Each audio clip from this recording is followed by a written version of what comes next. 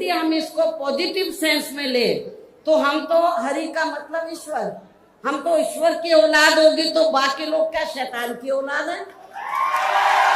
ये अगर SC ST क्यों बोल रही हूँ, शेड्यूल कास्ट और शेड्यूल ट्राइब्स, क्योंकि संविधान में जो दलित वर्ग के लोग हैं, तो संविधान में दलितों के लिए तो हरिजन लफ्ज का इस्तेमाल नहीं किया गया है, बल्कि अनुसूचित जाति व जनजाति लफ्ज का इस्तेमाल किया गया।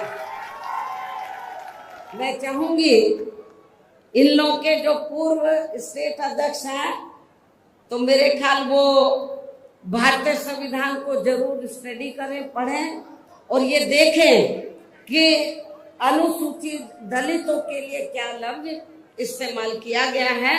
तो मुझे क्या लगता है, ये बाबा साहब के बारे में इनको जानकारी है, लेकिन ये भी जानकारी लेनी चाहिए कि SC ST के लिए क्या लफ्ज इस्तेमाल किया गया है।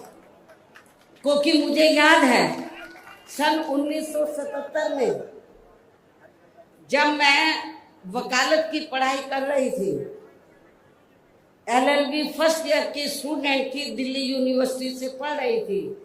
1977 में जनता पार्टी की सरकार बनी और इन्होंने वोट क्या कह के लिया था कि हम स्वर्गीय श्री बाबू जगजीवन राम जी को देश का प्रधानमंत्री बनाएंगे, जिसको कांग्रेस ने नहीं बनाया, कांग्रेस ने भी नहीं बनाया जिनको, और जनता पार्टी ने भी नहीं बनाया 77 में। तो दलित वर्ग के लोग, अनुसूचित जाति जनजाति वर्ग के लोग पूरे देश में बहुत नाराज थे, खफा थे। तो उस समय उन्होंने दिल्ली में एक 3 दिन का जाति तोड़ो सम्मेलन रखा और उसमें ऑल इंडिया की तरफ से, तो यूथ की तरफ से, नौजवानों की तरफ से मुझे उन्होंने इनवाइट किया बोलने के लिए। और जब मैं उस सम्मेलन में बोलने के लिए गई, तो वहां पर जितने भी जनता पार्टी के नेता थे, तो वो बार बार हरिजन हरिजन इस्तेमाल कर रहे थे। तो मैंने उनको कहा कि एक तरफ तो आप जाति तोड़ने की बात कर रहे हैं और दूसरी तरफ आप हरिजन कह रहे हैं। यदि हम इसको पॉजिटिव सेंस में ले तो हम तो हरि का मतलब ईश्वर, हम तो ईश्वर की औलाद होगी, तो बाकी लोग क्या शैतान की औलाद है? ये मैंने 1977 में जब मुझे उन्होंने ऑल इंडिया की तरफ से इनवाइट किया, तो ये मैंने वहां पर बोला था।